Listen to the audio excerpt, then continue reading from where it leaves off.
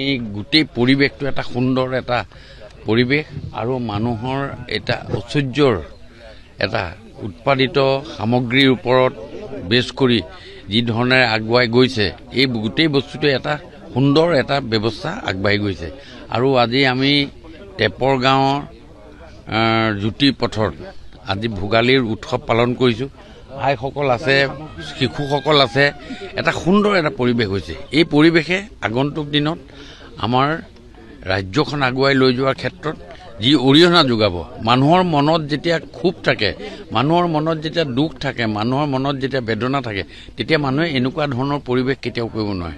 আপোনালোকে কালিৰ পৰা ধাৰাবাহিকভাৱে মই মোৰ লগত আছোঁ, সকলো জেগাত গৈছে, সকলোৱে মানুহৰ মনত আনন্দ উৎসৱ মানে এই বিহুৰ যিটো উৎসৱ বা বিহুৰ যিটো আনন্দ, সেই আনন্দটো এটা স্বতঃস্ফূৰ্তভাৱে ৰাইজৰ মাজলৈ ওলাই আহিছে। এইটো আপোনালোকেও পৰিলক্ষিত কৰিছে। এটাই ইয়াৰ কাৰণ, এই কাৰণেই হৈছে আমাৰ এটা পৰিৱেশ গঠন হৈছে। এই পৰিৱেশে নিশ্চয় আগন্তুক দিনত আমাক ৰাজ্যখনক যথেষ্ট সহায়। যিকোনো খবৰৰ বাবে যোগাযোগ কৰক আমাৰ এই নম্বৰত 9181 307 221।